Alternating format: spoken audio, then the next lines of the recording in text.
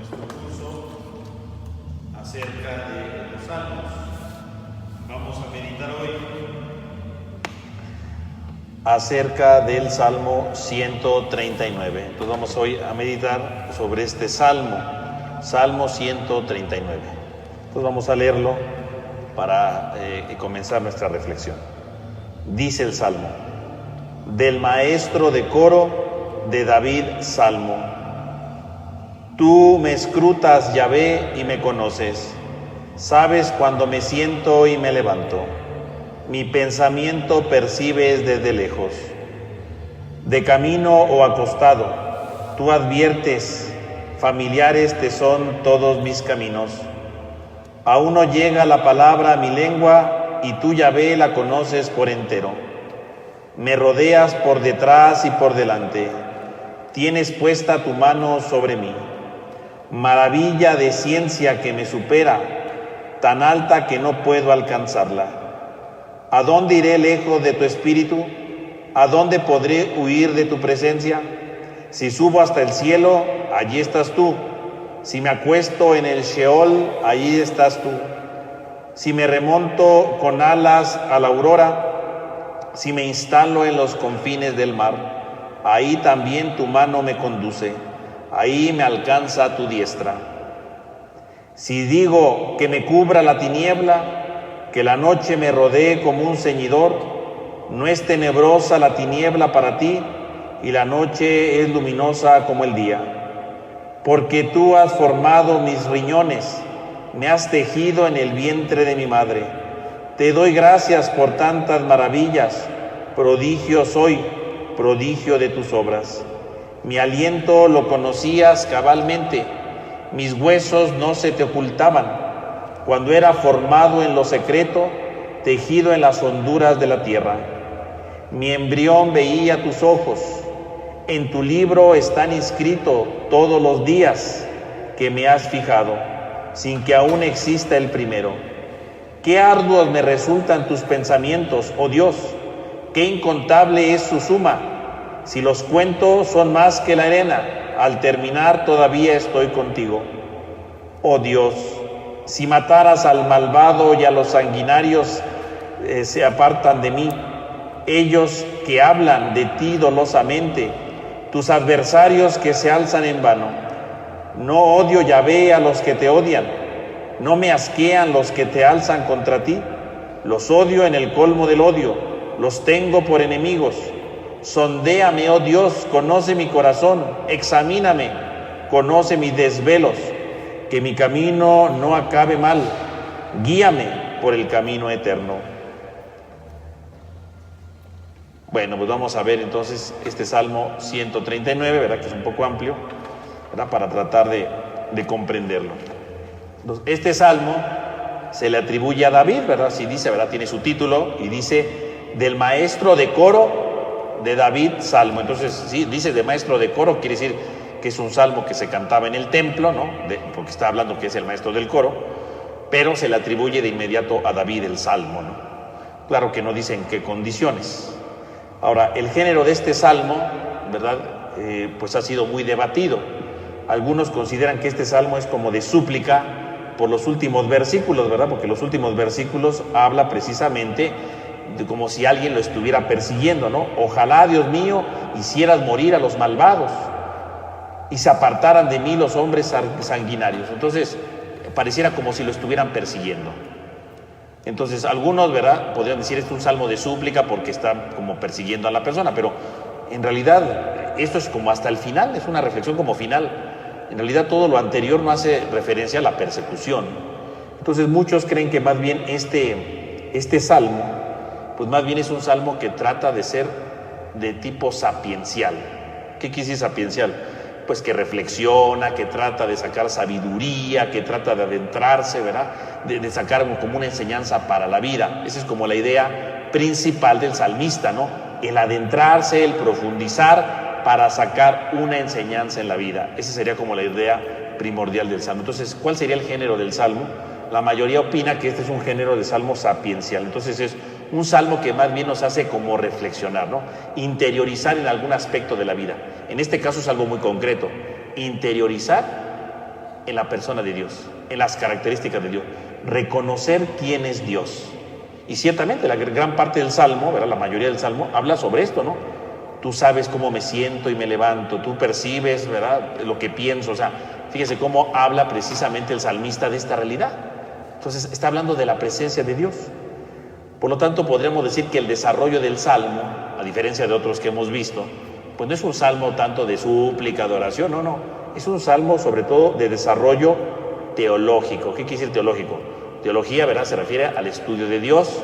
En este caso, si decimos que es un salmo teológico, es un salmo que nos habla acerca de Dios. O sea que recitar este salmo nos debe de ayudar a conocer más a Dios, a profundizar en Dios, a conocer más acerca de Dios.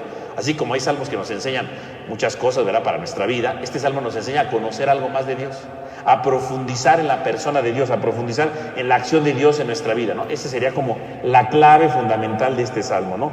Profundizar en la presencia de Dios. Sobre cuándo se pudo haber escrito este salmo, pues es algo muy complicado, ¿no? Porque no ofrece ningún dato, ¿no? Es una reflexión sobre Dios. Al final se habla como una especie de persecución, ¿verdad? Tiene enemigos el salmista, pero no habla propiamente, ¿verdad?, de cuándo se pudo haber escrito. Como decíamos, seguramente se cantaba en el coro porque habla del maestro de coro, ¿verdad? Y por lo tanto se cantaba en el templo, pero no sabemos exactamente cuándo se pudo haber hecho este salmo. O sea, el motivo no dice, ¿no? El motivo es solamente hablar de Dios, pero no tenemos como una intención. Entonces, si se atribuye a David, tal vez sería de los salmos que se recitaban en la época de David, ¿no? Es decir, del primer templo, no tanto de la época de David, sino la época del primer templo. Aunque los temas que está desarrollando son como mucho más profundos, ¿verdad? Entonces, si ustedes se dan cuenta, ¿verdad?, está hablando de la omnipresencia de Dios, de la providencia de Dios. Entonces, está como profundizando algunos datos. Entonces, algunos dicen, no puede ser de la época de David, yo creo que después. Entonces, es un salmo que oficialmente, ¿cuándo se escribió? ¿Quién sabe?, ¿no? Entonces, no tenemos datos de esto. Ahora bien, como decíamos, es un salmo teológico, va hablando acerca de Dios, y entonces va hablando precisamente de la omnipresencia de Dios. ¿Qué quiere decir omnipresencia? Omni, ¿verdad? Omnes quiere decir total, todo, ¿no? Presencia, que Dios está presente en todos lados. La omnipresencia quiere decir Dios que está presente en todos lados. Habla también de su omnipotencia, o sea, todo el poder de Dios, ¿no? Todo el poder que Dios tiene, ¿no? Todo el poder con el que Dios se va manifestando. Este salmo habla también de la omnisciencia de Dios. Omni, igual, todo. Ciencia, conocimiento, todo lo que Dios conoce. Dios que conoce todo. Entonces es un salmo que nos va a describir como que Dios conoce todo, que Dios tiene todo el poder, que Dios está presente en todos lados y que Dios va guiando entonces así al hombre, ¿no? Entonces es un salmo muy interesante, que algunos en la historia lo han visto como un salmo muy filosófico, pero no, porque los conceptos filosóficos no entran en estos salmos, ¿no? O sea, no es parte del pensamiento hebreo, ¿no? O sea, nosotros porque ya, ¿verdad?, podemos decir, hay conocimientos filosóficos, pero el salmista no estaba pensando en esto. Además, la manera como lo está desarrollando no tiene nada que ver con la filosofía. Eso más bien, dicen los estudiosos, hay que entender estos conceptos en la relación del yo y del tú, porque el salmista está haciendo referencia a estas características de Dios, pero en su vida. No es que se ponga a reflexionar y a decir, Dios es omnipresente por muchas cosas así medio raras. No. Está presente porque Él dice, aquí lo siento, ¿verdad? O sea, es una relación entre Dios y el hombre, entre Dios y el salmista. Entonces es una relación muy sencilla, ¿no? Y por lo tanto, podríamos decir que esta manera como está hablando de Dios, pues sería entonces una auténtica expresión de fe. El salmista está expresando su fe aquí, está expresando su fe, está reconociendo la fe que tiene en Dios, porque si está diciendo que Dios está en todo lado, si está diciendo que Dios conoce todo, pues entonces está diciendo algo muy importante, está diciendo que entonces cree en este Dios que es fantástico. Por lo tanto, es un salmo que nos debe de ayudar a crecer en nuestra fe. Eso es lo importante, ¿no? Entonces es una bella meditación espiritual, ¿verdad?, sapiencial, bíblica, que va a reflejar a este Dios que está siempre con nosotros, que va guiando nuestros pasos, que va transformando nuestra vida. De entrada podríamos ver entonces aquí 3 caminos de inicio, ¿no? 3 caminos o 3 trayectorias en este salmo, ¿no? La primera trayectoria sería el conocimiento de Dios, Dios que conoce todo, ¿no? Dios que conoce todo. Y entonces, si Dios conoce todo, descubrimos nosotros como seres humanos que Dios nos acompaña siempre en nuestra historia, que conoce todo lo que hacemos en nuestra vida, ¿no? Es eso. En segundo lugar, ¿verdad?, sería la presencia de Dios, ¿verdad?, es decir, su omnipresencia, ¿no? Y que Dios está presente en las 4 dimensiones del universo, ¿no? Dios está presente en todo el universo. Y la tercera trayectoria sería la existencia humana, ¿verdad?, que está presente desde el inicio, ¿verdad?, de la gestación, ¿no?, desde el vientre de la madre, dice el salmista, ¿no? Entonces tenemos aquí estas 3 trayectorias, ¿verdad?, cómo Dios va actuando con su conocimiento, con su presencia, y cómo lo más maravilloso de todo, ¿dónde se manifiesta Dios? En el hombre. Entonces es un salmo que nos debe de ayudar a reconocer la grandeza de nosotros como seres humanos. Eso es lo más importante. Entonces vamos a analizar, ¿verdad?, este salmo. La primera parte pues sería del versículo 1 al versículo 6, ¿no? Que decíamos se refiere a la omnisciencia divina, o sea, todo el conocimiento de Dios. Dios conoce todo, Dios tiene acceso a todo, Dios es capaz de penetrar todo. Y entonces comienza el salmo, ¿verdad?, precisamente diciendo, ¿verdad?, en el versículo 1, ¿no?, después del título, dice: Señor, tú me sondeas y me conoces. Entonces, aquí hay 2 verbos: sondear, o también se puede traducir como escrutar, y el verbo conocer, ¿no? 2 verbos que son pues sinónimos, podríamos decir, pero tienen características especiales. El verbo más importante es conocer. Primero hablemos del verbo conocer. El verbo conocer incluso aparece 92 veces en los salmos, o sea que es un verbo muy importante, ¿no? Y de esos 92 veces, 31 veces se refiere a Dios. Dios que es capaz de conocer. Entonces, ¿qué quiere decir que Dios conozca? ¿Qué quiere decir esto? Conocer significa entonces, en este contexto en hebreo, conocer no solamente es algo que yo aprendí de memoria. Conocer no quiere decir que fui a la escuela y aprendí solamente algo nuevo, no. Eso no es conocer. Conocer en la Biblia significa penetrar totalmente una idea, ¿no?, o penetrar totalmente una persona. Eso es conocer. Cuando yo soy capaz, ¿verdad?, de conquistar algún objeto, alguna cosa, ¿no? Eso es conocer, ¿no? O sea, conocer no solamente es aprender algo nuevo, no. Conocer significaría que aprendí todo, ¿no?, todo lo necesario. Entonces, hoy fui a una clase y aprendí una nueva idea. Bueno, eso no es conocer en la Biblia. Conocer sería, ya tomé todo mi curso y de todo el curso conozco todo. Eso es conocer. O sea, conocer significa cuando yo soy capaz de penetrarlo todo, ¿no? Cuando yo soy capaz de profundizar en todo. Cuando yo soy capaz de abarcar todo. Eso es conocer. Conocer entonces no se limita solamente a tener un conocimiento esporádico o de alguna cosa sencilla, no. Conocer significa que soy capaz de penetrarlo todo, ¿no? Entonces yo soy capaz de conocer precisamente cuando yo profundizo, ¿verdad?, cuando yo abarco todo, ¿no? Digo, nosotros siempre vamos a tener límites, ¿no?, obviamente, ¿no? Pero cuando yo tengo un conocimiento total de algo, eso quiere decir conocer, ¿no? Entonces, cuando alguien, por ejemplo, termina una carrera, bueno, ya conoce, ¿no?, porque se supone que vio todas las características esenciales de una carrera, bueno, entonces conoce todo, ¿no? En cierto sentido, ¿no? Tendrá sus límites, pero digo, humanamente sería eso. Ahora, cuando decimos que Dios conoce, pues significa que Dios ahonda en todo, ¿no? Que Dios profundiza en todo, que Dios abarca todo. Eso significa. Y bueno, en este caso, si Dios creó al hombre, bueno, pues Dios conoce al hombre totalmente, ¿no? Totalmente. Sabe perfectamente quién es el hombre. Sabe perfectamente quién está aquí con el hombre. Cómo es el hombre, qué hay en su interior. Y justamente el Salmo va a empezar a desarrollar cómo está formado el hombre. Y cómo es que Dios va conociendo al hombre, ¿no? Eso es lo importante. Y entonces, eso sería conocer.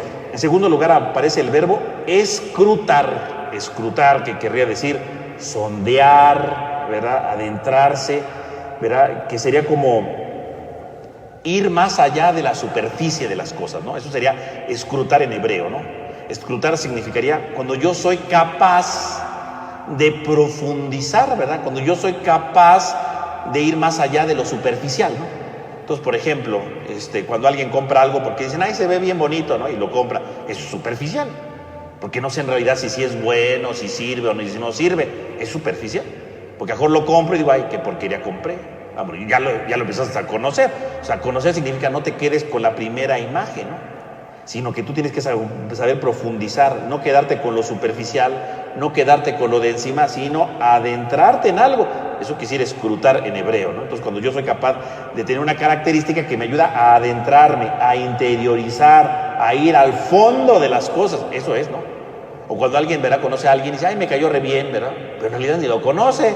No, pues tiene que seguirlo conociendo, ¿verdad? Tiene que hablar con él, tiene que saber más acerca de él. Eso sería escrutar, ¿no?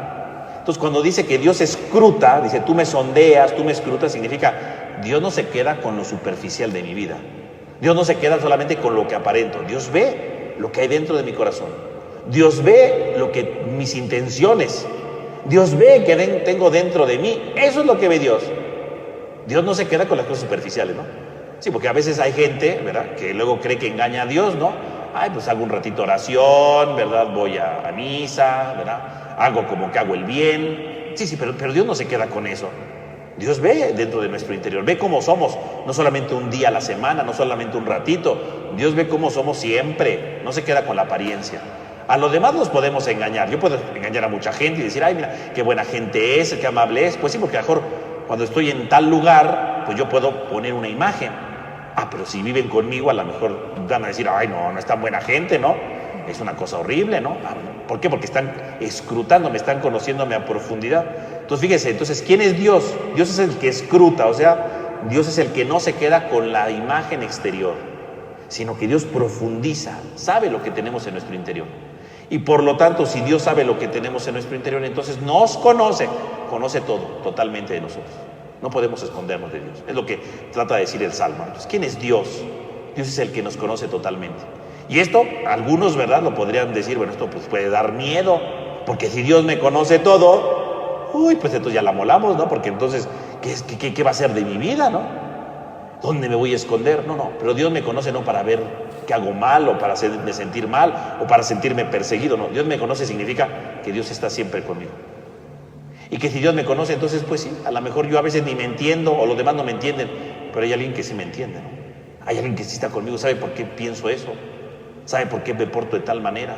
Sí, o sea, yo creo que cuando hablamos de que Dios conoce todo, no hay que verlo en el sentido como que nos está vigilando, ¿no? Porque a veces algunos lo han visto como Dios conoce, entonces Dios está más ahí viendo, ¿verdad? A ver cómo me porto, a ver qué hago de malo, a ver qué digo. No. Dios conoce todo significa Dios está siempre cerca de mí. Dios sabe cómo me siento. Y si me porto mal, no está ahí para juzgarme, está ahí porque sabe por qué estoy haciendo eso. Porque a veces sí hacemos cosas que no debemos y Dios sabe por qué la estamos haciendo. A veces incluso ni siquiera sabemos nosotros. Dios sabe por qué lo hacemos. Porque Dios quiere ser alguien cercano a esto. Por lo tanto, en el fondo, el conocimiento de Dios significa que Dios nos conoce porque nos ama y quiere comprendernos. Y si nos comprende y yo me acerco a Dios, yo voy a ser capaz de comprenderme. Eso es lo importante de esto. O sea, ¿qué significa que Dios me conozca? Que Dios me conozca significa entonces, por un lado, que sí, efectivamente, ¿verdad? Dios me conoce, por lo tanto, entonces yo soy capaz de, entonces, de empezarme a conocer mejor. Porque en la medida que yo me acerque a Dios, Dios me va a ayudar a conocerme mejor. Curiosamente, ¿no? Entonces, no es que me conozca para juzgarme, no. Dios me conoce para estar cerca de mí y para que estando cerca de mí yo me acerque a Él y me pueda conocer mejor. Quiere decir que el que conoce más a Dios o se acerca más a Dios empieza a conocerse más a Él mismo. Eso es lo importante, ¿no? Por ejemplo, entonces la Biblia es la palabra de Dios, ¿no? Conocer la Biblia, ¿qué significa? Conocer más a Dios. Cada uno de los pasajes nos va diciendo algo de Dios, ¿verdad? Y entonces yo cada vez que leo la Biblia o voy meditando la Biblia, estoy conociendo más de Dios, porque me estoy adentrando más a Dios. Pero al mismo tiempo el que lee la Biblia, el que la reflexiona, el que la entiende, ¿verdad? El que no la lee como un libro, ¿no? Sino que va profundizándola, no solamente conoce más a Dios, se va conociendo más a sí mismo. Porque la palabra de Dios tiene que ayudarnos a conocernos a nosotros mismos, a adentrarnos en nuestro interior. Por eso decía San Gregorio Magno, ¿no? Que la Sagrada Escritura es el espejo del alma. Porque cada vez que yo leo la Biblia y la entiendo y la medito, yo mismo me estoy reflejando en esa palabra. Yo mismo estoy viendo mi alma cómo está. Cada vez que yo leo la palabra, no solamente digo, Dios es así, Dios es lo otro, no. Cada vez que yo leo la palabra de Dios, cada vez que yo leo la Biblia, es el espejo de mi alma, porque estoy diciendo, esto soy yo, esto que estoy haciendo está bien, o esto que estoy haciendo está mal, o esto que estoy haciendo me está lastimando, o esto que me estoy haciendo me está ayudando a ser mejor.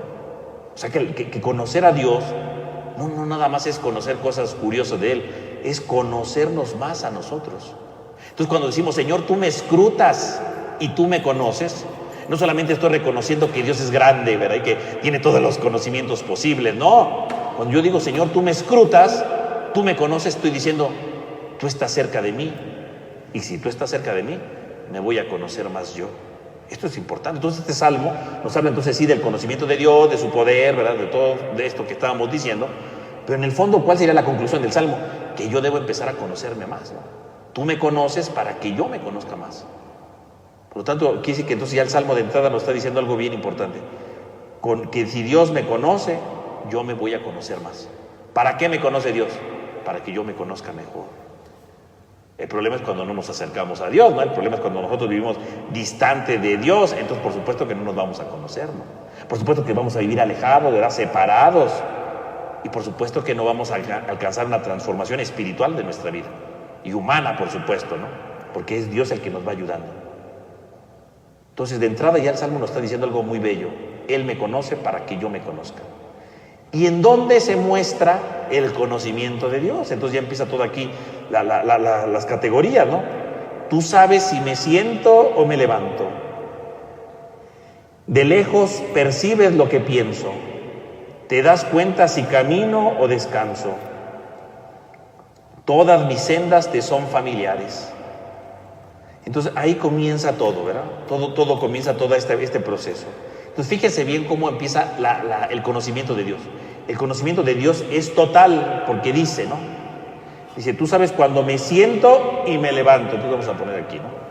Cuando me siento, vamos a poner aquí un muñequito que está sentado, ¿no? Para que no digan que hoy no dibujé, ahí va. No, ahí está, ¿no? Tú sabes cuando siento y me levanto, ¿no? Aquí está la silla. Tú sabes cuando me siento, sentar y levantar. Tú sabes cuando me siento o me levanto, dice, ¿no? De lejos percibes lo que pienso. Te das cuenta si camino o descanso. Y entonces, otro elemento, ¿no? Si camino, pues vamos a dibujar aquí a alguien caminando, ¿no? Bueno, ahí más o menos. Ahí va caminando. Ahí está. Caminar. O si me descanso, a ver, pues ahí está tirado, descansando, ¿no? Descansar.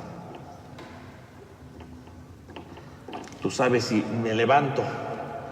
Entonces, fíjense bien. Estas ideas son los extremos de algo, ¿no? Estar sentado y estar parado son los extremos, ¿no? Estar caminando, o sea, estar en movimiento, o estar descansando, o sea, no moverme. Son extremos, son extremos.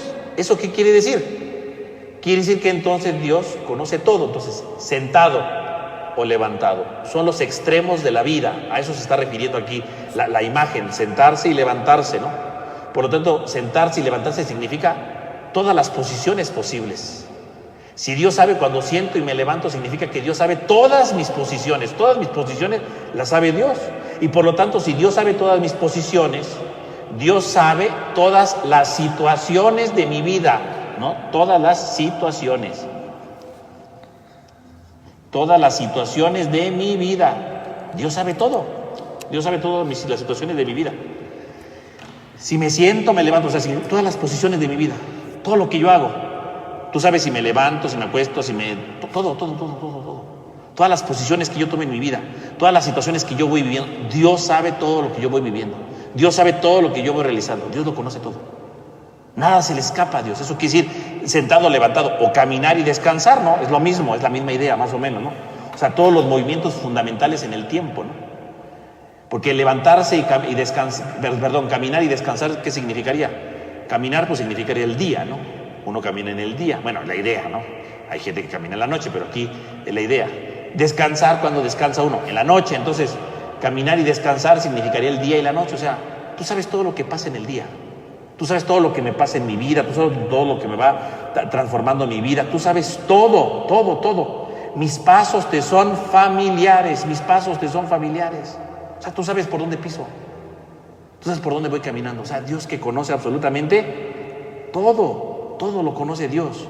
Todo, todo, todo. Dios, nada se le escapa a Dios, ¿no? Nada, nada. Porque uno podría decir, bueno, Dios, ¿verdad? Tiene sus cosas. No, no, nada se le escapa a Dios. O sea, conoce hasta lo más mínimo todas nuestras situaciones en la vida, todas nuestras posiciones en cada momento de nuestra vida, a toda hora, a toda circunstancia. Dios conoce todo. Y luego dice más adelante, ¿no? En versículo 5, ¿verdad? Tú me rodeas por detrás y por delante. Esto es muy importante. Tú me rodeas por detrás y por delante. ¿Qué quiere decir eso? Esto es un lenguaje militar, ¿no? Tú me rodeas por delante y por detrás. O sea, que cuando alguien está en una guerra, pues vamos a ver aquí. Voy a borrar, perdonen ustedes, pero si no, no puedo dibujar eso. Entonces, en una guerra, ¿verdad? Uno tiene que estar prevenido, porque en una guerra, pues uno puede estar rodeado, ¿no? Entonces, en una guerra, los soldados pueden llegar por atrás, o los soldados pueden llegar por enfrente, ¿no? O sea, uno tiene que estar atento, ¿no? En una guerra. Pueden venir por atrás, pueden encontrarse por enfrente. Entonces, cuando uno va a una guerra, en una guerra no anda uno ahí paseándose muy tranquilamente, ¿no? En una guerra, ¿verdad? El ejército se tiene que distribuir de tal manera que esté al pendiente de lo que pasa atrás de ellos y de lo que viene delante de ellos. Es una guerra, ¿no? Por eso habla aquí la idea. Entonces, aquí la idea es muy curiosa porque dice, tú me rodeas por detrás y por delante. Es como si el texto dijera que Dios lo está acercando, ¿no? Como en una guerra, así como el enemigo, ¿verdad? Que anda preparándose, lo agarro por detrás, lo agarro por delante, ¿verdad? Y andan pensando a ver cómo agarran al enemigo. Aquí la imagen es esa, ¿no? Dios, ¿verdad? Tú me rodeas por todos lados. Tú me rodeas. Por lo tanto, aquí la idea es cómo el hombre está rodeado por Dios, cercado por Dios. Pero no hay que verlo cercado en el sentido, bueno, sí, como una guerra, la imagen es una imagen bélica, ¿verdad? De guerra. Es un lenguaje militar, pero aquí muy importante, esta imagen que está presentando aquí el salmista, ¿verdad? Esta imagen, no hay que quedarse nada más con la idea de como que Dios nos está rodeando para ver qué estamos haciendo, no, sino la idea sería como Dios me tiene por delante y por detrás, es como si Dios nos estuviera abrazando, ¿no? Como si Dios nos estuviera protegiendo, como si Dios estuviera cerca de nosotros siempre, ¿no? O sea, por delante o por detrás, o sea, estábamos abrazados por Dios, ¿no? Estuviéramos abrazados por el Señor. Esa es la idea que va marcando aquí el texto, ¿no? Es Dios que nos va abrazando, es Dios que nos está cuidando, es Dios que nos está protegiendo, es Dios que nos está acompañando. Es la idea, ¿no? En una guerra sí, el enemigo me quiere hacer daño. En este caso es Dios que me está acercando, pero porque me quiere amar, ¿no? O sea, Dios me conoce todo y me conoce al punto de quererme abrazar. Por eso dice San Agustín, ¿no? Dice San Agustín. Dice, por todas partes estaba embestido por ti, Señor. Por todas partes estaba embestido, o sea, por todas partes estaba rodeado por ti. ¿Pero por qué estaba rodeado por el Señor? Porque Dios lo estaba buscando para que se dejara amar, ¿no? Porque recordemos que San Agustín, ¿verdad? En un momento, ¿verdad? De su vida se alejó de Dios, no le importaba a Dios. Y cuando él empieza a reflexionar en su vida, cuando él empieza a reflexionar todo lo de su vida, ¿no? Y escribe ese libro de las confesiones, ¿verdad? Que son confesiones no solamente porque confiesa sus males, sino porque también alaba a Dios, porque confesar significa también alabar, ¿no? Confesar la fe. Y entonces cuando escribe las confesiones, él de verdad en una de esas frases dice, por todas partes estaba embestido, o sea, yo me había alejado de ti, yo me había apartado de ti, y a pesar de que me había apartado, por todos lados tú me embestías, por todos lados me rodeabas, porque por todas partes querías que te descubriera. Por todas partes quería que yo estuviera cerca de ti. Por todas partes quería que yo viviera unido a ti, Señor. Por todos lados tú me embestías. Por todos lados tú querías abrazarme, ¿no? Es la idea de San Agustín, ¿no? O sea, San Agustín está fascinado de lo que está pasando aquí, ¿no? Por todos lados me embestías. Por todos lados quería estar cerca de mi persona.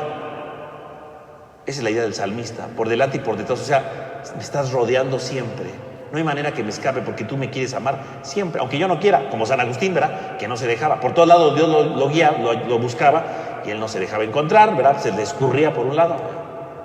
Igual el hombre, ¿verdad? Dice el del Salmo, por todos lados Dios nos va buscando. Dios nos está buscando siempre, en todo momento. Dios nos está buscando siempre en toda circunstancia. Nunca nos deja, nunca nos deja de lado. Dios siempre sale a nuestro encuentro. Esa es la idea que busca aquí el salmista.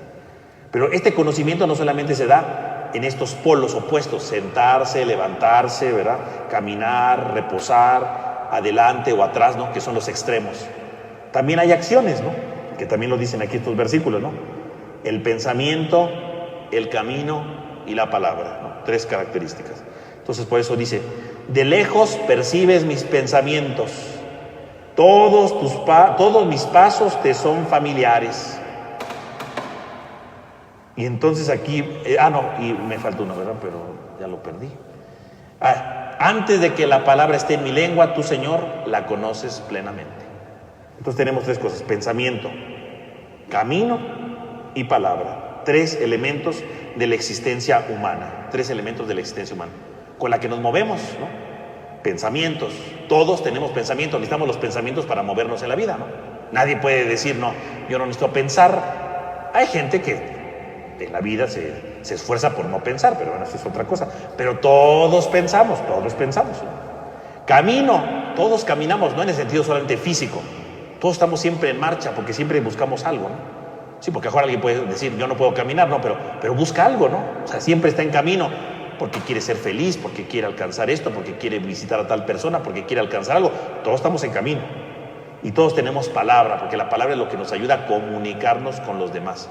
Entonces, fíjese, estos 3 elementos, pensamiento, camino y palabra, son 3 elementos fundamentales de la existencia humana, necesarios para nuestra vida. Pues esos 3 elementos, dice el salmista, ahí está Dios también. Dios está en nuestros pensamientos.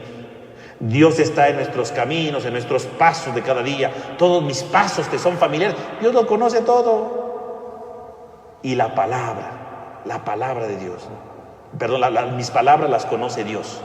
Dios conoce nuestras palabras, nuestras expresiones.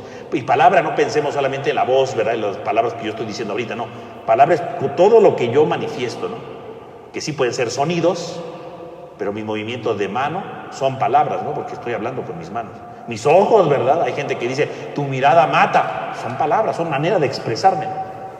Eso está diciendo. Entonces, cuando habla de palabras en la Biblia, está diciendo todo con lo que el hombre se expresa, ¿no? Con lo que es, desde sus movimientos, de su mirada, de su voz, desde su manera de moverse, todo, su manera de comunicarse.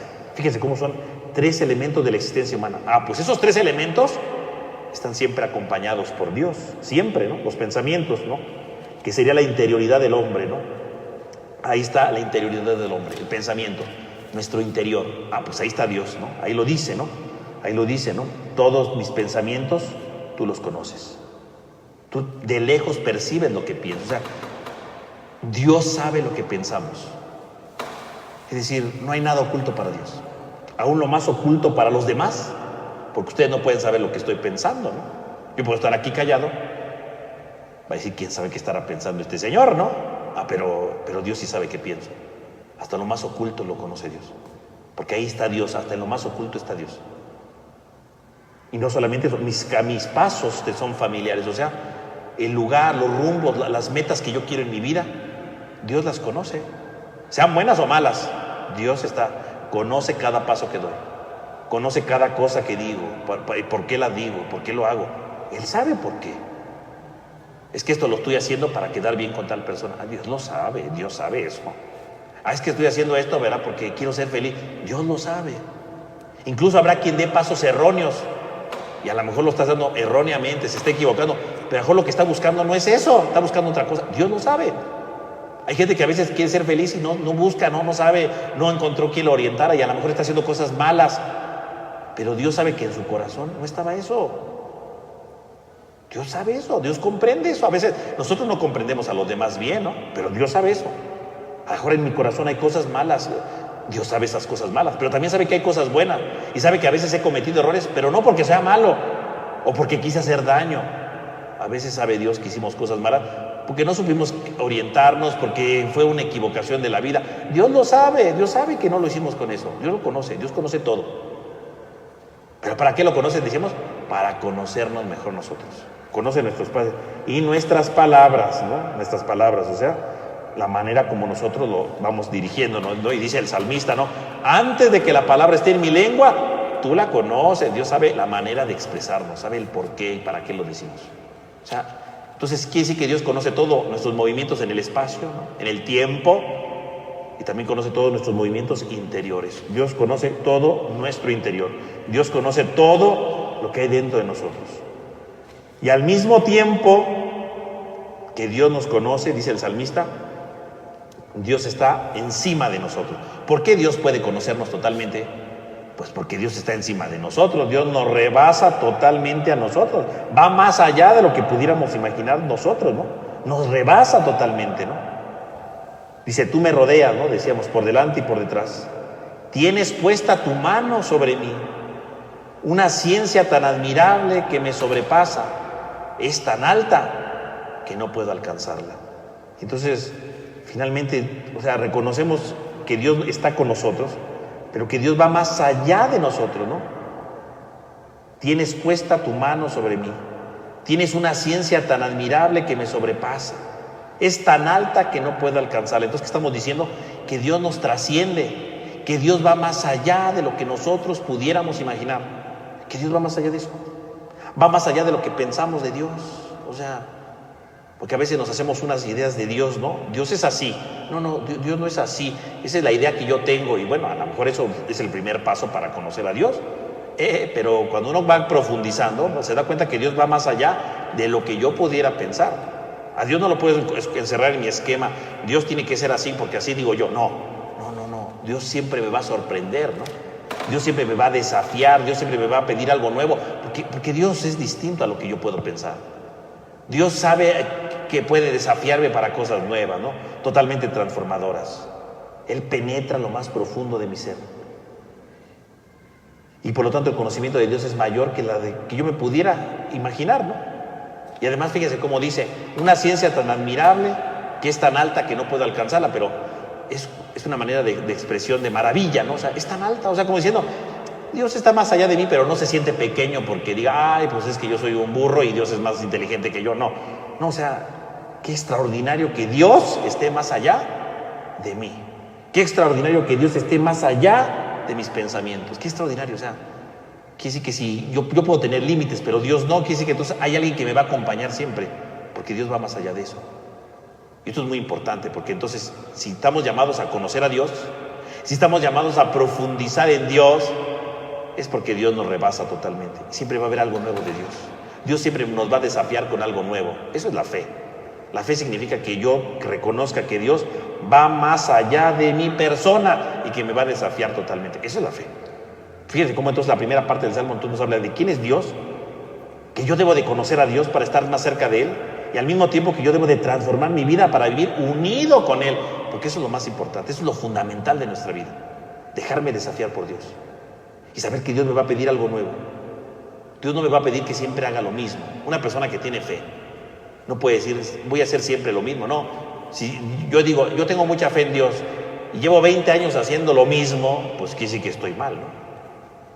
Porque quiere decir que no he dejado que Dios me desafíe. Quiere decir que no me he dado la oportunidad de conocer a Dios y por lo tanto no me he dado la oportunidad de conocerme a mí. Porque decíamos, si yo conozco a Dios, Dios entonces me va a ayudar a conocerme a mí y entonces conocerme hace desafiarme, transformar mi vida.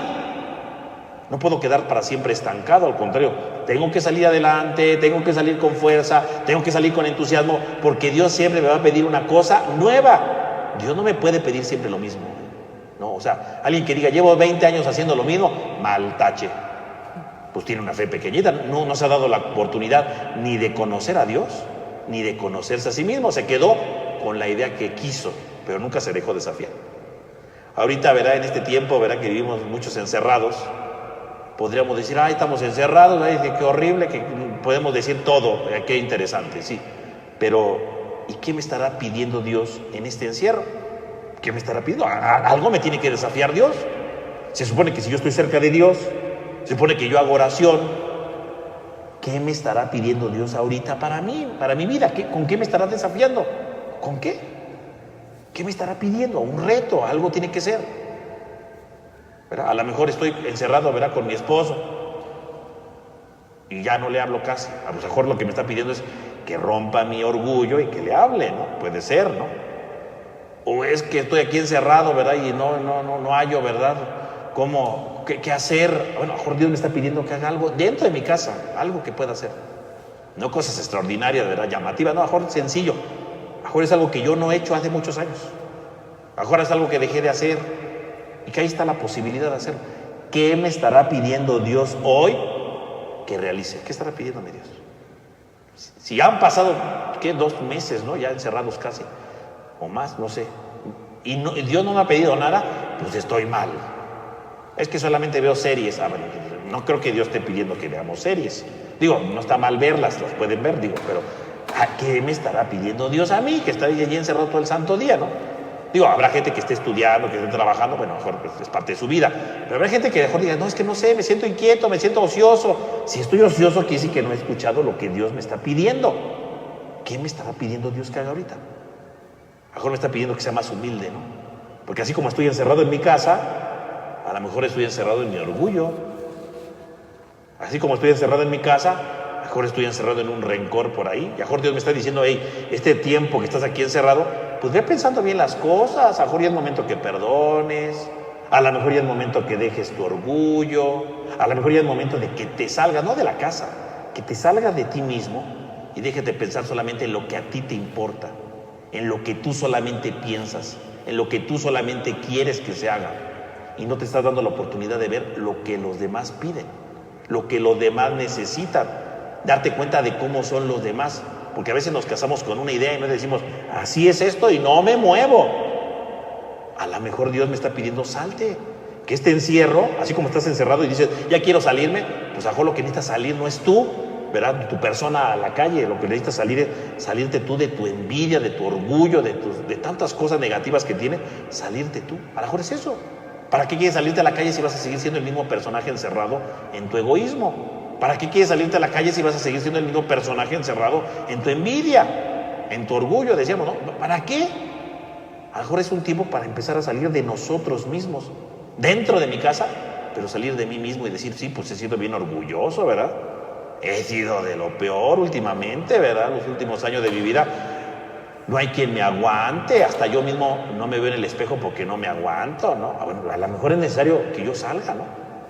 ¿Qué me estará pidiendo Dios en este momento de mi vida? Si quiero estar con Dios, si alguien dijera, no, es que a mí Dios no me importa, bueno, entonces esto no es para usted, pero usted dice que cree en Dios, pues Dios me tiene que estar desafiando en algo, ¿no? Dios me tiene que estar moviendo, me tiene que estar motivando para dar una respuesta nueva, ¿no? ¿Qué me estará pidiendo Dios? ¿Qué necesitará Dios de mí? Esa es la fe. Conocer a Dios para conocerme a mí. Y conociéndome a mí, descubrir cuál es el desafío que Dios tiene para mí. Su saber me rebasa. Porque Dios me va a pedir cosas que yo no me imagino. Porque a nosotros nos encanta encerrarnos en nuestros esquemas, en nuestros conceptos. No, pero ¿qué me estará pidiendo Dios a mí? ¿Qué me estará pidiendo Dios a mí hoy? Y luego viene el siguiente punto, ¿no? El segundo párrafo, que habla de la omnipresencia divina, o sea, Dios que está en todos lados, Dios que está en todos lados, ¿no? Y entonces dice, ¿no? El versículo 7, ¿a dónde iré para estar lejos de tu espíritu? ¿A dónde huiré de tu rostro? Entonces aquí tenemos dos expresiones muy bellas, una el espíritu y otra el rostro. ¿Qué es el espíritu? ¿Qué refiere aquí cuando dice ¿a dónde iré para estar lejos de tu espíritu? Aquí el espíritu no se refiere al Espíritu Santo, no vaya a pensar usted. Aquí el espíritu se refiere a la vida que Dios nos da. Aquí se refiere a la vida. Entonces cuando dice ¿a dónde iré para estar lejos de tu espíritu? Sería ¿a dónde iré para estar lejos de la vida que tú me regalas? No podemos.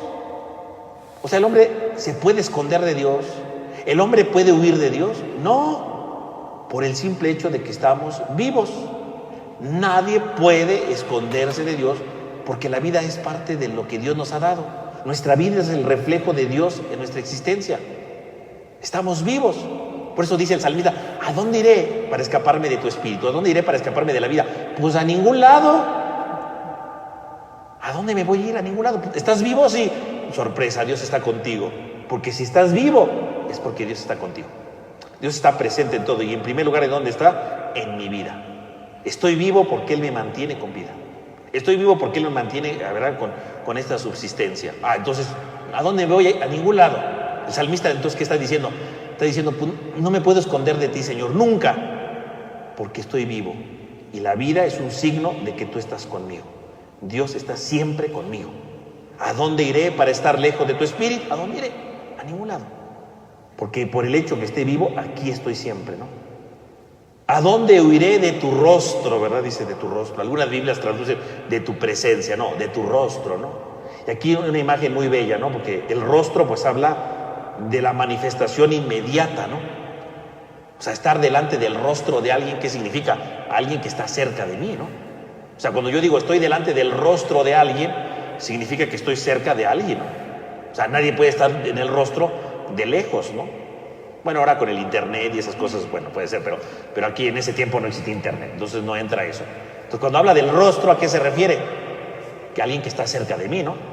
No puedo decir, estoy delante del rostro de tal persona y vivo a una hora de aquí, pues no. Estar del rostro, frente al rostro de alguien, ¿qué significa? Que estoy delante de él, ¿no? Entonces, cuando dice, ¿a dónde huiré de tu rostro? Significa que Dios siempre está cerca de mí, que Dios tiene su rostro cerca de mí, que aquí estoy yo y aquí está el rostro de Dios y Dios me está viendo, que no puedo separarme. Entonces, cuando dice no puedo huir de tu rostro, ¿qué significa? Que yo estoy siempre cerca de Dios, o que Dios está siempre cerca de mí. Su rostro, su presencia está cerca de mí, que no estoy lejos de Dios. Incluso, ¿verdad? Hay otro salmo, ¿verdad? El Salmo 51, versículo 13, ¿no? Dice, no me arrojes lejos de tu rostro. O sea, que dice no me arrojes lejos de tu rostro, no me quites de tu presencia. Entonces aquí dice, ¿podré huir del rostro de Dios? No, porque si estoy vivo, Dios está delante de mí. Si estoy vivo, el rostro, la presencia de Dios está cerca de mí. Aquí está su rostro, está viéndome, ¿verdad? No en el sentido de estar allí espiando, no, sino en el sentido de Dios siempre está cerca de mí. Nadie puede decir que está lejos de Dios, nadie. Hay gente que piensa que Dios está lejos de él, ¿no? Y luego dice, ay padre, usted que está más cerca de Dios. Todos estamos cerca de Dios, todos, no diga que no, o sea, todos estamos cerca de Dios porque estamos vivos, por esa razón, ¿no? Todos estamos cerca de Dios. Dios está siempre cerca de nosotros. Dios no aleja su rostro de nosotros. Y un signo de su rostro es que estamos vivos. O sea, nadie diga, es que Dios está lejos de mí. Dios no está lejos de usted. Dios nunca está lejos. Si yo siento que está lejos, habría que pensar qué estoy haciendo yo en mi vida para no sentir su rostro. Esa es otra cosa, ¿no? Porque a veces podemos vivir en la misma casa con otra persona y no sentir su rostro, o sea, ignorar su presencia, ¿no? Hay gente así, ¿no? Ay, ahí viene mi esposo, voy a hacer como que no existe, ¿no? Y sí, ¿no? Y le queda re bien porque puede pasar enfrente y así como que no lo saluda. Así nos puede pasar con Dios, ¿verdad? Ignorarlo, ¿verdad? Y hacer como que Dios no está ahí. Pero Dios está ahí. El problema no es Dios, el problema soy yo, que no reconozco la presencia de Dios en mi vida. Soy yo el que no reconoce la presencia de Dios. Soy yo, que con mi pecado, con mi indiferencia no veo a Dios. O soy yo que con mi miedo, ¿verdad?, me metí en mí mismo y no quiero ver el rostro de Dios. Soy yo, ¿verdad? O yo soy el que en mi soledad, en mi angustia, ¿verdad?, me metí en mi angustia y no veo el rostro de Dios. Pero el rostro de Dios siempre está.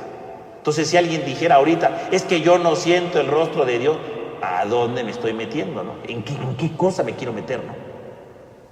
¿Por qué no lo veo? ¿Qué estoy haciendo yo? O sea, no es de que, ¿por qué Dios me abandona? No. ¿Por qué yo no estoy viendo la presencia de Dios aquí? ¿Qué estoy haciendo yo en mi vida para no detectar la presencia de Dios?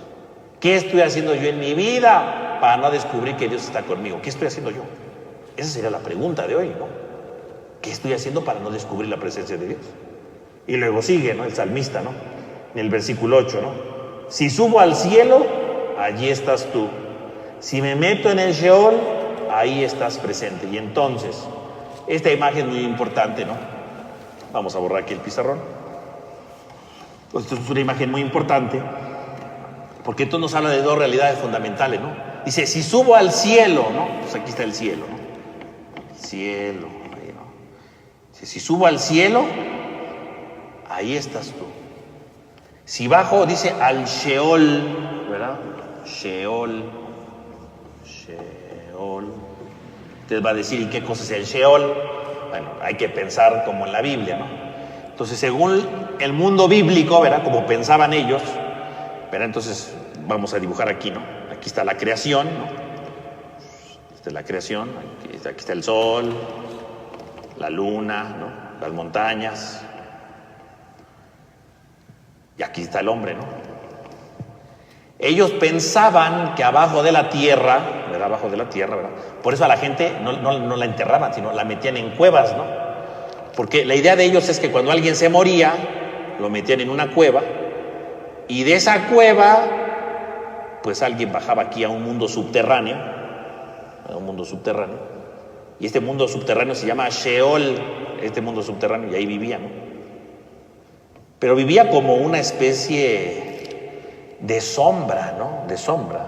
No crean que una cosa así como el cielo, el infierno que nos imaginamos nosotros. No. El Sheol era el lugar de los muertos, pero un lugar donde había sombras. O un lugar donde la gente dormía para siempre, ¿no? Dormía para siempre. O un lugar donde sufrían, porque algunos pensaban la idea de que ahí abajo sufrían. Hay diferentes textos que hablan de distintas cosas, porque obviamente conforme va avanzando el tiempo, la imagen del Sheol va cambiando, ¿no? Pero la imagen del Sheol es el lugar de los muertos. Entonces uno se muere y mi sombra, una especie de sombra, ¿verdad? Baja y ahí vive, ¿no? En el Sheol, el lugar de los muertos. Es eso lo que está diciendo. Entonces cuando ustedes ven la palabra Sheol, o a veces lo traducen como abismo, o a veces lo traducen como infiernos en plural, no infierno en singular, el infierno es otra cosa, infiernos en singular, ¿no? Se refiere al lugar de los muertos. Entonces el Sheol, los infiernos, el abismo, se refiere a este lugar subterráneo donde todas las personas que mueren van, ¿no? Como una sombra, ¿verdad? Un lugar lleno de sombras. Y una idea que tenía la mayoría de los judíos, ¿verdad? Era que en esta tierra de sombras no estaba Dios. Ahí no estaba Dios. O sea, cuando yo me moría, bueno, pues ya me moría, pues ya se acabó mi vida, me iba a la tierra de sombras, ahí dormía, sufría, lo que pasara. Pero en esta tierra sufría para siempre y vivía la ausencia de Dios. La ausencia de Dios. Hay salmos que dicen, ¿no? Tratando de chantajear a Dios, ¿no? Dicen, Señor, ¿verdad? Que no me muera, porque ¿quién te puede alabar en el reino de los muertos? Porque en el reino de los muertos no está Dios, ¿no? Pero este salmo dice una cosa muy importante. Si bajo a los infiernos, si bajo al Sheol, ahí estás tú. Este salmo dice una cosa que no dice en muchos textos. Este salmista dice una cosa muy bella, muy revolucionaria para su tiempo. Que en el lugar de los muertos está Dios. También ahí está Dios. Contra la mentalidad de muchos que decían, ya cuando uno se muere se va al abismo, se va a los infiernos. Bueno, ahí estoy lejos de Dios. No, el salmista dice algo muy importante. Ahí está Dios. Dios está en los infiernos. Aún en ese lugar tan difícil, aún en ese lugar tan complicado, aún en ese lugar tan aislado, ahí está Dios. Dios nunca deja de estar. Dios está aún en los infiernos. Si subo al cielo, que es el mundo de Dios, ahí estás tú. En el cielo está Dios. Pero si bajo a los abismos, si bajo a los infiernos, también estás ahí tú. Tú estás en todos lados. Dios está en todos lados. Dios está en todos lados. Es lo que está diciendo el autor. En todos lados está Dios. No hay lugar en el que no esté Dios. No hay lugar en el que Dios nos abandone. No hay lugar en el que Dios nos deje a nuestra suerte. Dios está siempre en todo lugar, aún en los infiernos. Y eso lo podríamos aplicar en nuestra vida. Si voy al cielo, y entonces el lugar de Dios, el lugar del gozo, de la alegría, ahí está Dios. Dios está en el lugar de nuestras alegrías. Hoy estoy contento porque tuve un logro. Hoy estoy contento porque me hicieron una fiesta. Hoy estoy contento porque alcancé esto. Ahí está Dios, en esa alegría está Dios. Pero si bajo al Sheol, al lugar de los muertos, al lugar de mi fracaso, al lugar de mi tristeza, al lugar de mi soledad, ahí también está Dios. Aún en el infierno está Dios, en los infiernos está Dios. Aún en el lugar de la muerte, ¿no? Porque el Sheol es el lugar de los muertos. En el lugar de la muerte está Dios. Y a veces hay mucha gente que está en el Sheol, en el lugar de la muerte, ¿no?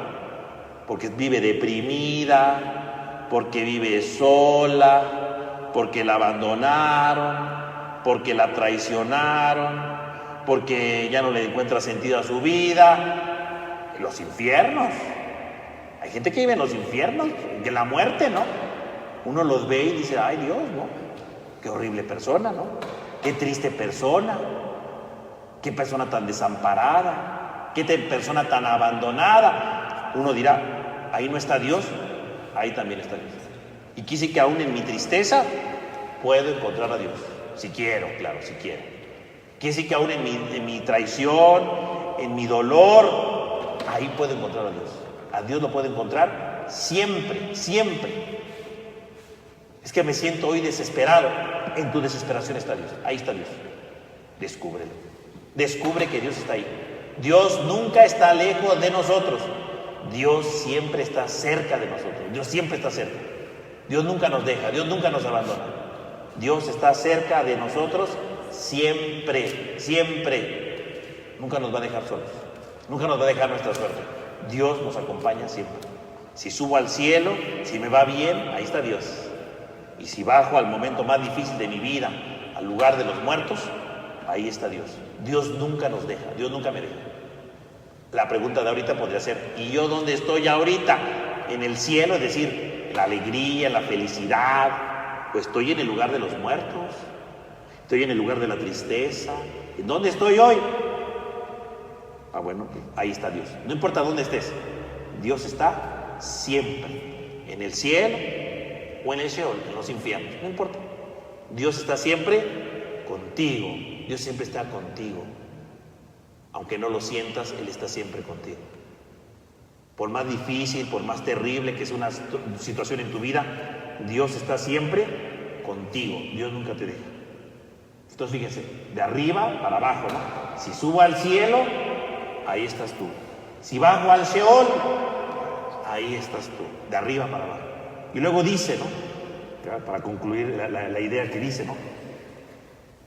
Si tomara las alas de la aurora y fuera a habitar en los confines del mar, ahí también me llevaría tu mano y me sostendría a tu derecha.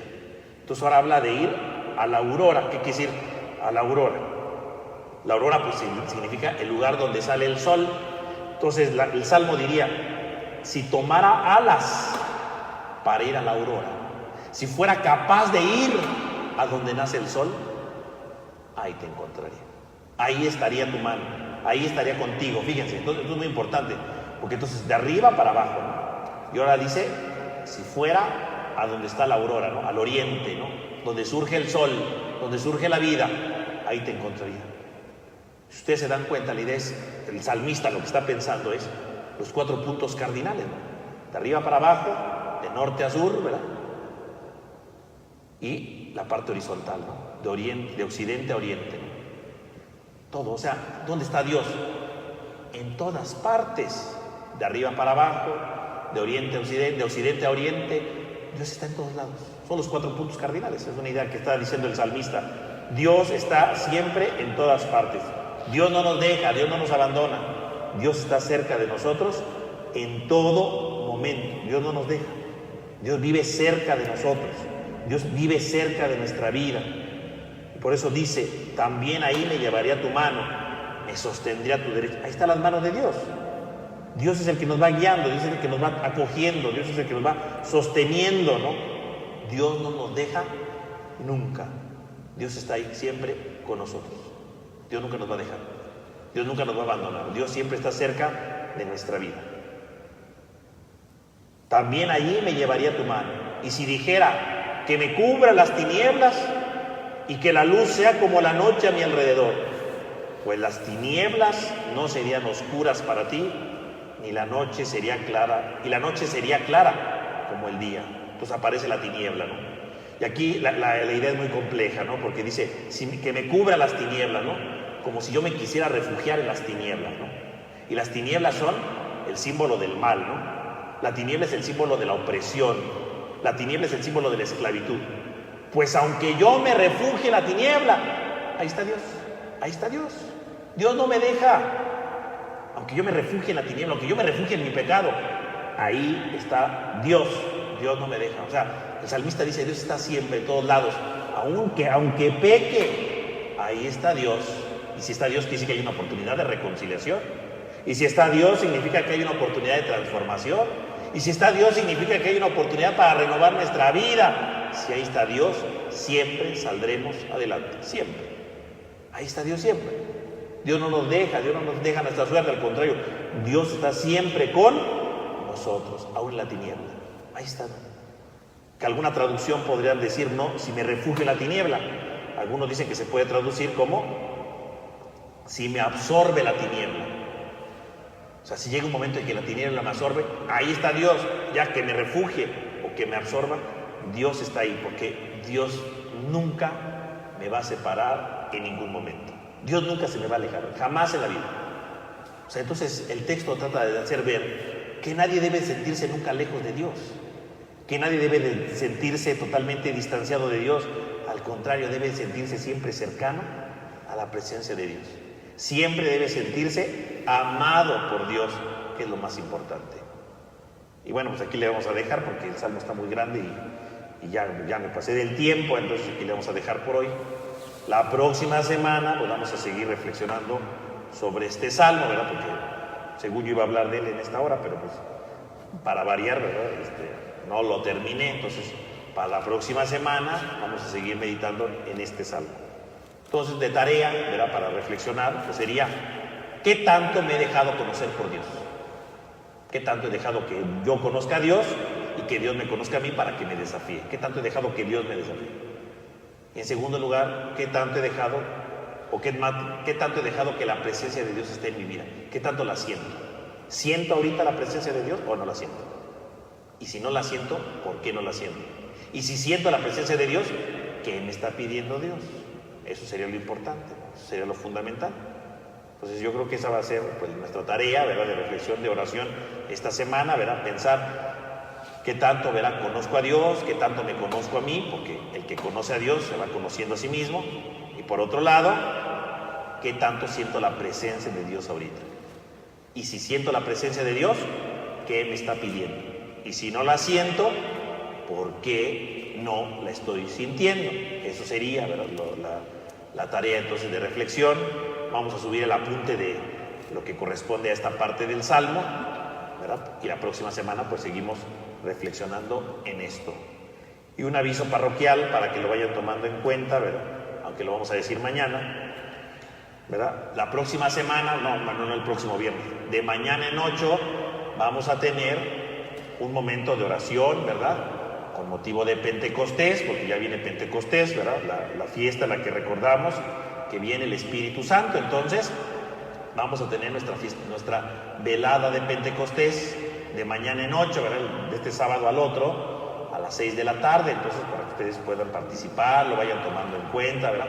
Hacer un momento de reflexión en torno al Espíritu Santo, de alabanza al Espíritu Santo, lo vamos a tener. Y también toda la otra semana, ¿verdad? Cada día vamos a ir subiendo en la página de Facebook, ¿verdad? Vamos a subir alguna catequesis pequeña, ¿verdad? De preparación para Pentecostés, ¿verdad? Para saber, pues, quién es el Espíritu Santo, qué significa Pentecostés, lo elemental, ¿verdad? Para que ustedes vayan preparándose, ¿verdad? Vayan viendo esas pequeñas cápsulas que vamos a subir, una pequeña imagen con una catequesis, y nos vayamos preparando para Pentecostés, ¿verdad? Para que lo vayamos tomando en cuenta, ¿verdad? Para que ustedes lo tomen en cuenta. Entonces, es un aviso para que ustedes lo vayan reflexionando, vayan preparándose y vayan haciendo su tarea, ¿verdad? De oración en estos tiempos para reconocer la presencia de Dios en nuestra vida. Entonces vamos a terminar con una oración en el nombre del Padre, del Hijo y del Espíritu Santo. Amén. Amén. Te damos gracias, Señor, porque nos has llamado en este día. Te pedimos para que reconozcamos siempre tu presencia y sepamos que podemos confiar en ti en todo momento. Te lo pedimos a ti que vives y reinas por los siglos de los siglos. Amén. En el nombre del Padre, del Hijo y del Espíritu Santo. Amén. Que tengan todos una buena noche, que descansen. Amén.